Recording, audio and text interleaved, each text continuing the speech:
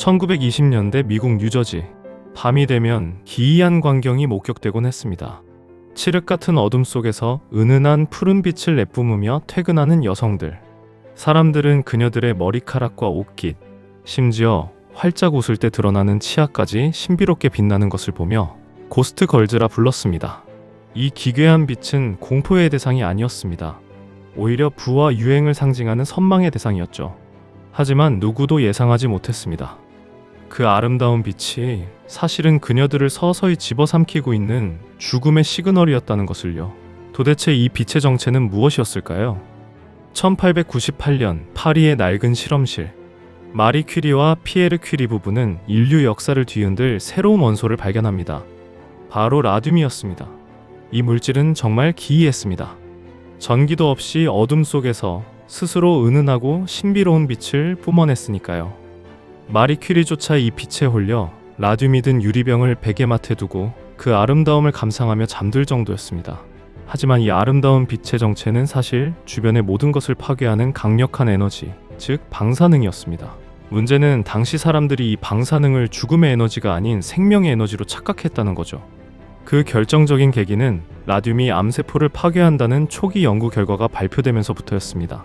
암세포를 죽인다고? 그럼 몸속에 나쁜 건 다 없애주겠네? 완전 만병통치약이잖아. 그때부터 전 세계는 말 그대로 라듐 열풍에 휩싸입니다. 그중 가장 인기 있었던 것은 라듐을 섞은 생수, 라디토르였습니다. 사람들은 기운을 차리기 위해 이 방사능물을 매일 마셨고 부유층 사이에서는 최고의 사치품으로 통했습니다. 이 광기는 식탁과 화장대까지 점령했습니다. 양치만 해도 이가 하얘진다는 라듐 치약, 바르면 얼굴에서 광채가 난다는 라듐 화장품, 심지어 아이들이 먹는 초콜릿과 장난감에도 라듐이 들어갔습니다. 당시 사람들에게 라듐은 신이 내린 기적의 선물이자 젊음을 되돌려주는 영약이었습니다. 그리고 이 광기의 정점에 US 라듐 코퍼레이션이라는 회사가 등장합니다. 그들은 라듐의 이 신비한 빛을 액체로 만드는 데 성공했죠. 이름하여 언다크. 말 그대로 어둠을 지워버리는 기적의 야광 페인트가 탄생한 것입니다. 당시 뉴저지에 위치한 US 라듐 코퍼레이션 공장은 모든 소녀가 선망하는 신의 직장이었습니다.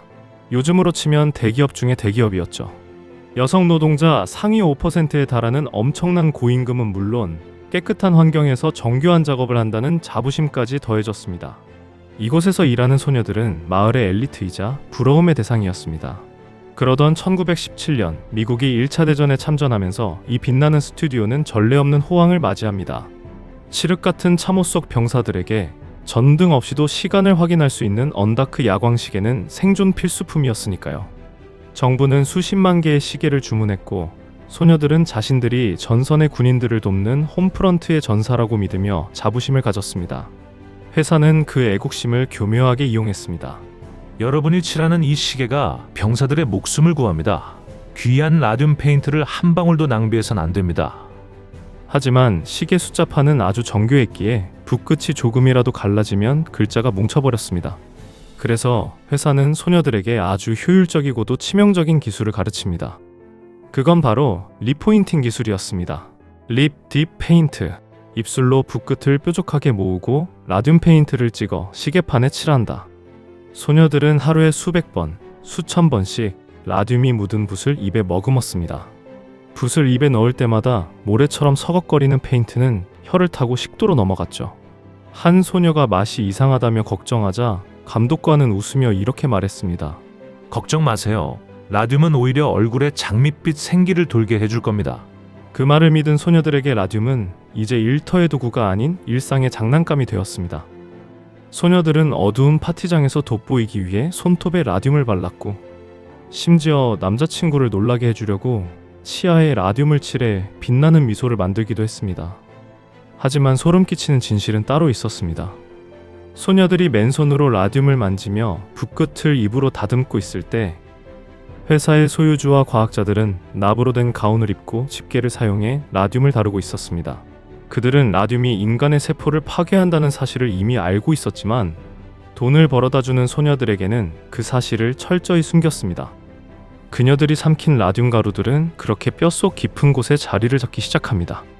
전쟁은 끝났고 세상에는 평화가 찾아왔지만 공장의 소녀들에게는 진짜 전쟁이 시작되고 있었습니다. 빛나는 소녀들의 몸속에서 무언가 끔찍한 일이 벌어지고 있었던 겁니다. 1922년 가장 먼저 비극의 주인공이 된 건 24살의 몰리 매기아였습니다. 시작은 사소했습니다. 그저 이가 좀 아픈 정도였죠. 치과에 가서 이를 뽑았지만 그 자리는 아물지 않았습니다. 오히려 끔찍한 고름이 터져나오며 옆에 이빨들이 도미노처럼 흔들리기 시작했습니다. 고통에 몸부림치던 몰리는 다시 병원을 찾았습니다. 의사가 잇몸을 살짝 건드리는 순간 믿을 수 없는 일이 벌어졌습니다. 그녀의 턱뼈가 마치 다 타버린 연탄재처럼 힘없이 바스러져 버린 겁니다. 의사는 별다른 도구도 없이 손가락만으로 그녀의 아래턱 전체를 떼어낼 수 있었습니다. 이것이 훗날 의학계의 공포의 병명으로 기록될 라듐턱의 시작이었습니다. 우리 몸은 영리하지만 때로는 치명적일 정도로 어리석습니다. 주기율 표상에서 라듐은 우리 뼈를 만드는 칼슘과 아주 비슷한 성질을 가진 이웃사촌입니다. 우리 몸의 세포들은 라듐을 칼슘으로 착각했고 이 죽음의 독을 환영하며 뼈속 깊은 곳으로 안내했습니다. 일단 뼈에 박힌 라듐은 절대 밖으로 나가지 않습니다. 그리고 그 안에서 알파선이라는 강력한 방사선 폭격을 시작합니다. 피부 밖에서 쏘는 방사선은 종이 한 장도 뚫기 힘들지만 몸 안으로 들어온 라듐은 이야기가 다릅니다. 그것은 마치 뼈 안에서 기관총을 난사하는 것과 같습니다. 쉬지 않고 뿜어져 나오는 에너지는 뼈세포의 DNA를 갈기갈기 찢어놓았고 소녀들의 턱과 척추, 다리뼈는 안에서부터 구멍이 뚫리며 무너져 내리기 시작했습니다. 결국 1922년 9월 첫 번째 희생자인 몰리 매기아가 숨을 거둡니다. 하지만 사망진단서에 적힌 사인은 라듐 중독이 아니었습니다. 그곳에 기록된 병명은 매독. 회사의 은폐 작전이 교묘하게 시작됐던 것입니다. 당시 매독은 문란한 사생활을 상징하는 낙인이었습니다. 회사는 뼈가 녹아내려 죽은 몰리 매기아를 부도덕한 여성으로 낙인 찍어 기업의 살인을 개인의 타락으로 둔갑시킨 겁니다. 가족들은 딸을 잃은 슬픔을 추스르기도 전에 이웃들의 손가락질을 견뎌야 했고 동료들은 자신도 매독 환자로 몰릴까봐 끔찍한 통증을 숨긴 채 입을 굳게 다물어야 했습니다. 하지만 진실을 완전히 지울 수는 없었습니다. 1924년 하버드 대학의 세실 드링커 교수가 공장의 실태 조사를 맡게 됩니다. 그는 공장 곳곳이 라듐으로 오염되어 있으며 여성들의 증상이 라듐 때문이라는 명확한 인과관계를 밝힌 보고서를 제출했습니다. 하지만 US 라듐 공사의 사장 아서 로더는 이 보고서를 세상에 내놓지 않았습니다. 대신 그는 내용을 완전히 뜯어고치는 대담한 범죄를 저지릅니다. 모든 직원은 건강하며 작업 환경은 완벽하다. 내용이 180도 바뀐 가짜 보고서가 노동부에 제출되었습니다. 진실을 말해야 할 전문가들의 입은 돈으로 막혔고 과학적 데이터는 기업의 입맛에 맞게 조작되었습니다. 회사의 거짓말은 갈수록 대담해졌습니다. 그들은 독립적인 전문가를 고용했다며 대중과 직원들을 안심시켰지만 알고 보니 그들은 회사에 매수된 사람들이었습니다. 몸속에 라듐이 있는지 확인하러 온 검사관은 창백하게 질린 여공들에게 건강 상태가 아주 좋으니 안심하라며 인자한 미소를 지었습니다. 하지만 그의 손에 들린 검사 결과지에는 이미 치명적인 방사능 수치가 찍혀 있었죠. 회사는 잔인한 계산을 하고 있었습니다. 병든 여공들에게 남은 시간은 별로 없고 그저 하나둘 조용히 사라지기만을 기다리면 그만이라고 생각했습니다. 하지만 그들이 간과한 변수가 하나 있었습니다. 바로 죽음을 목전에 둔 인간이 보여줄 수 있는 가장 처절한 용기였습니다. 그레이스 프라이어. 그녀는 이미 시한부 선고를 받은 상태였습니다. 척추는 무너져 내렸고 치아는 전부 빠져버렸지만 그녀는 자신들을 파괴한 거대 기업 US 라듐을 상대로 전쟁을 선포합니다. 하지만 현실은 냉혹했습니다. 어느 변호사도 이 거대 기업을 상대로 승산 없는 소송을 맡으려 하지 않았습니다. 이미 죽어가는 여자들을 위해 거대 기업과 적이 될 수는 없다는 차가운 거절만이 돌아왔죠. 무려 2년이라는 시간을 절망 속에서 보낸 끝에 젊은 변호사 레이먼드 베리가 그녀의 손을 잡았습니다. 이제 세상은 그녀들을 더 이상 화려한 고스트걸스라고 부르지 않았습니다. 대신 언론은 그녀들에게 살아있는 시체들의 모임이라는 충격적인 별명을 붙였습니다.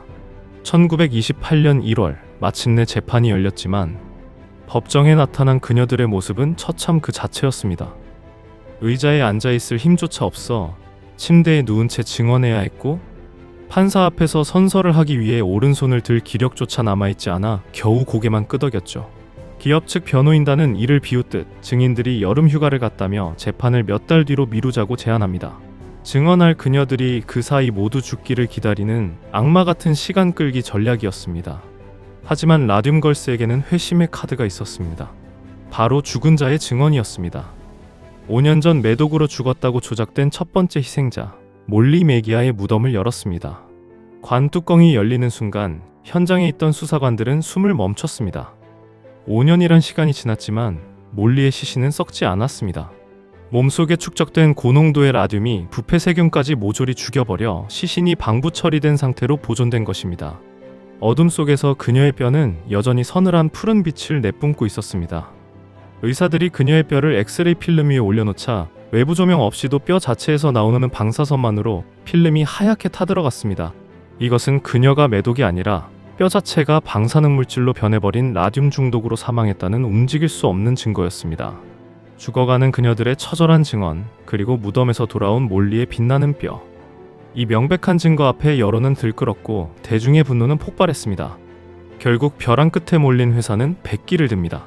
합의 조건은 1인당 1만 달러, 그리고 매년 600달러의 연금과 모든 의료비 지원. 지금 가치로 따지면 약 2억 원 정도의 큰돈이었지만 회사는 끝까지 비겁했습니다. 돈은 주겠지만 법적인 책임이나 과실은 인정하지 않겠다는 조건을 달았으니까요. 하지만 이 승리는 너무나 늦었습니다. 합의문에 도장을 찍은 지 불과 몇 달, 몇 년이 지나지 않아 소송을 주도했던 그녀들은 하나둘 세상을 떠나고 말았습니다. 그녀들이 목숨 걸고 얻어낸 그 보상금은 결국 그녀들의 장례비로 쓰여야 했습니다. 비극은 끝났지만 그녀들은 영원히 사라지지 않았습니다. 과학자들은 그녀들을 과학적 정보의 저수지라고 불렀습니다. 그녀들이 남긴 뼈의 상태와 꼼꼼한 투병 기록은 인류가 방사능의 치명적인 위험을 이해하는 데 있어 유일하고도 대체 불가능한 교과서가 되었기 때문입니다. 아이러니하게도 소녀들을 죽음으로 몰아넣었던 그 데이터는 훗날 수만 명의 목숨을 구하는 길잡이가 됩니다. 제2차 세계대전, 인류 최악의 무기인 원자폭탄을 개발하던 맨해튼 프로젝트의 과학자들은 라듐걸스의 끔찍한 보고서를 검토한 뒤에야 플루토늄의 위험성을 제대로 깨달았습니다. 당시 프로젝트 관계자는 이렇게 회상했습니다. 라듐걸즈의 희생이 없었다면 맨해튼 프로젝트에 참여한 수천 명의 노동자들도 똑같은 비극을 맞이했을 것이다. 뿐만 아니라 그녀들의 투쟁은 미국 노동법의 판도를 바꿔놓았습니다. 기업이 노동자의 질병에 책임을 져야 한다는 당연한 원칙이 이때 처음으로 법적 근거를 얻었으며 이는 훗날 미국 직업안전청 OSHA 설립의 뿌리가 되었습니다. 오늘날 우리가 공장에서 마스크를 쓰고 위험물질을 다룰 때 보호장비를 요구할 수 있는 권리. 이 모든 것은 100년 전 반짝이는 붓을 입술에 물었던 소녀들로부터 시작되었습니다. 하지만 그녀들의 죽음은 마지막까지 평범할 수 없었습니다. 그녀들의 사체 자체가 강력한 방사능을 내뿜는 위험물이었기 때문입니다. 일부 피해자의 시신은 방사능이 외부로 유출되는 것을 막기 위해 두꺼운 나부로 만든 관에 봉인된 채 깊은 땅 속에 묻혀야만 했습니다. 라듐의 반감기는 1600년입니다. 1920년대에 묻힌 그녀들의 유골은 우리가 모두 사라진 뒤에도 서기 3500년이 넘을 때까지 그 차가운 어둠 속에서 서늘한 빛을 뿜어내고 있을 겁니다. 공장터였던 일리노이주 오타와의 땅 속에는 여전히 언다크의 흔적이 잠들어 있습니다. 미국 정부는 1990년대부터 지금까지 막대한 예산을 들여 이 땅을 정화하는 중이며 그 마지막 정화 작업은 바로 지금 2027년에야 비로소 끝날 예정입니다. 한 기업의 탐욕이 남긴 상처를 치유하는 데에는 100년이라는 시간도 모자랐던 것입니다. 라듐걸스. 그녀들은 단순한 과거의 비극이 아니라 지금도 우리 발밑에서 경고의 빛을 보내고 있는 차가운 현실입니다. 여기까지 팩트홀이었습니다.